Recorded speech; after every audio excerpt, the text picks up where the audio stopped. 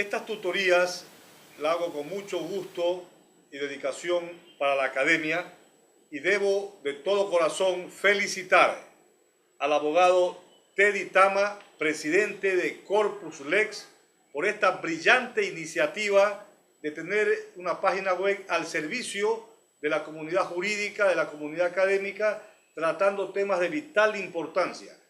La corporación Corpus Lex, sin lugar a dudas, va a tener un hito dentro del academicismo en el Ecuador con estos implementos tecnológicos de primer nivel, y debo realmente, reitero, agradecer, no solamente agradecer, sino felicitar efusivamente, y por qué no, a través de mis palabras, también ser el representante de toda la comunidad jurídica e intelectual en este agradecimiento colectivo para esta institución de gran trascendencia que va a marcar, como les digo, un antes y un después dentro del estudio a través de las plataformas virtuales del derecho. El tema que yo voy a tratar en esta tutoría es la teoría del delito en el Código Orgánico Integral Penal.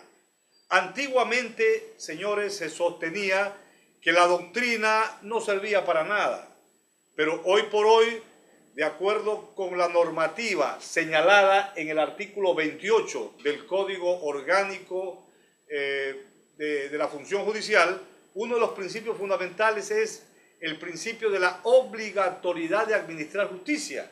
Y allí se sostiene que los principios generales del derecho y la doctrina sirven para interpretar, delimitar y llenar el campo de los vacíos o lagunas que el juzgador detecte con la finalidad de obligar a que éste se sienta obligado a administrar justicia. En otras palabras, el juez no puede decir no aplico la ley, no aplico el derecho, no hago justicia porque hay vacío en la ley. No, por eso el juez tiene que ampararse en la doctrina, ya ahora positivizado en el artículo 28, en nuestro caso en materia penal, el tema que vamos a discutir, la teoría del delito, forma parte de la dogmática jurídico-penal, son aspectos doctrinarios, científicos, que ayudan a especificar y establecer de manera muy veraz cuándo se comete un delito, qué es un delito, y establecer la responsabilidad penal al sujeto infractor. Entonces, en otras palabras, la teoría del delito sirve para dos cosas. Primero, para establecer si un hecho es o no delito. Y en segundo lugar, para saber quién es el responsable de ese delito.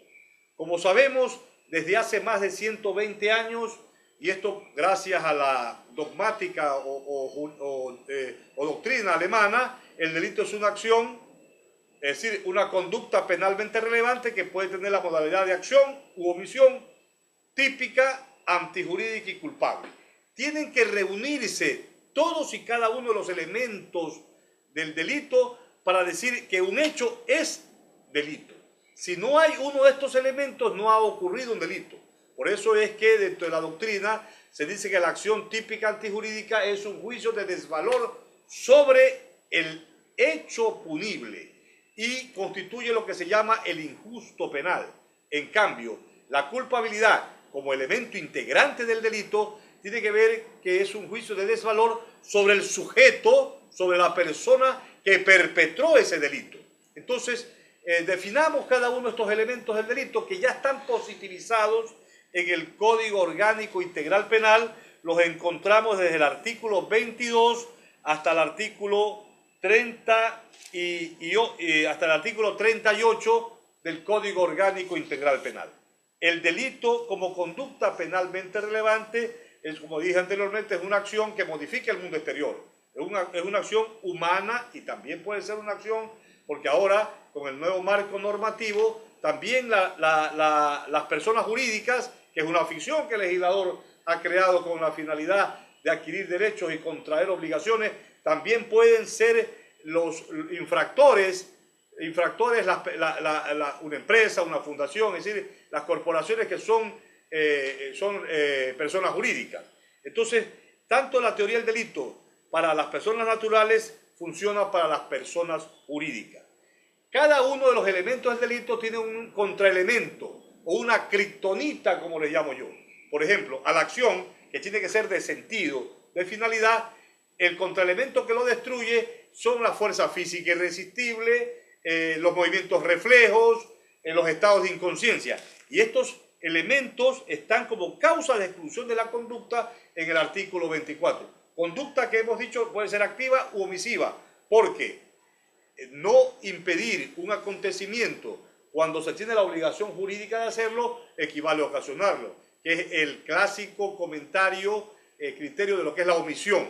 Los delitos omisivos son los delitos que ocurren, como se dice, sin querer queriendo, pero una persona puede establecer una acción delictiva actuando con omisión. Por lo general, la conducta penalmente relevante tiene que ser descrita y comprobada. Ahí está la fundamentación de la teoría del delito en cuanto a la acción. El artículo 22 del Código Orgánico Integral Penal establece que esta conducta tiene que ser descrita y demostrable. Y esto por eso es que es importante. En un caso específico, el fiscal tiene que describir cómo, de qué manera mató, Juan mató, Roberto violó, etc. Cualquier delito que está tipificado en el COI tiene que ser descrito, la manera en que ocurrió. Porque el delito no es que nace por generación espontánea. El delito tiene una circunstancia determinada, una hora determinada, una fecha determinada en la cual se produce el delito específico. Hay delitos continuados, por supuesto, pero que tiene una génesis. El delito tiene un comienzo, tiene alguien que lo ocasiona. Por otro lado, la tipicidad. La acción tiene que ser típica. El tipo penal es la descripción de la conducta prohibida. Y la tipicidad es la adecuación, es el encajamiento del hecho fáctico que ha ocurrido en el mundo fenomenológico, en la realidad de la vida, al tipo que está señalado en la ley penal como una hipótesis. El tipo penal se debe justamente, el Tatbestand que hablaban los alemanes, se debe a Belling, esa genialidad de Belling que dijo, el delito tiene que tener una descripción por exigencia justamente del principio de legalidad penal. El nullum crimen nullo pena sine lege. No hay culpa, no hay pena sin que, si el delito no está previamente señalado en la ley. En la tipicidad, vale la pena indicar, se estudia justamente al tipo objetivo y al tipo subjetivo. Son divisiones metodológicas que los tratadistas del derecho penal han establecido.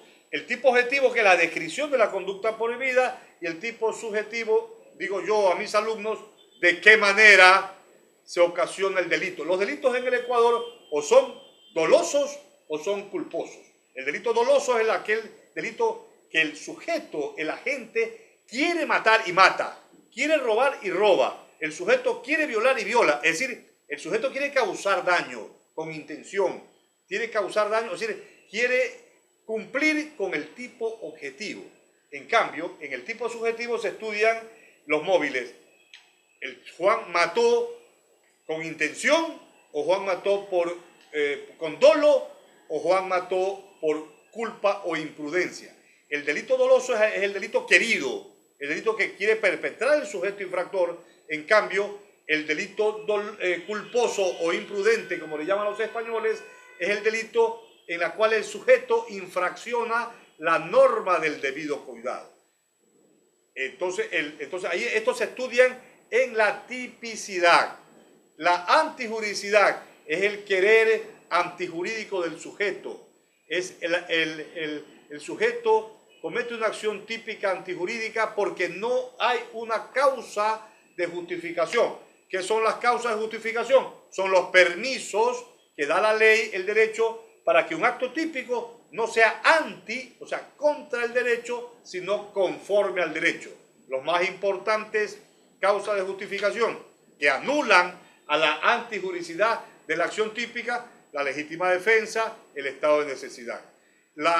El acto típico antijurídico es un injusto penal que, con la culpabilidad, La culpabilidad es el reproche que hace el Estado contra el autor que comete la infracción y por tanto el sujeto infractor merece una pena determinada establecida por el juez penal que en los delitos de acción pública es el Tribunal de Garantías Penales y en los delitos de acción privada el juez unipersonal que sanciona previo el debido proceso que se sigue en el marco de la constitucionalidad. Nuestro derecho penal, es importante decir, es un derecho penal que está consagrado como garantista, protector de los derechos humanos, protector del derecho del procesado y también protector de las víctimas. El fiscal tiene que actuar conforme a derecho y el juez es un Estado constitucional de derechos y justicia apegado siempre al derecho constitucional. Nuestro derecho penal es un derecho constitucional. Estos que les he mencionado, quiero que sirvan, que a las personas que me están escuchando, un debate sano para ver la utilidad que le damos en un proceso penal a la teoría del delito. Porque dicho sea de paso, los jueces tienen que sentenciar con motivación y la teoría del delito tiene que servir como la motivación fundamental doctrinaria para establecer, un ejemplo, que Juan mató a Pedro o cualquier infractor o procesado que se le demuestre que ha cometido un acto típico antijurídico y culpable utilizando las herramientas científicas que el derecho penal permite. Finalmente, quiero volver a agradecer a Corpus Lex, al abogado Teddy Tama, su presidente, por esta brillante iniciativa que espero continúen fortaleciéndose porque esto va a servir indudablemente a la comunidad académica científica del Ecuador. Y no solamente del Ecuador, sino a nivel internacional.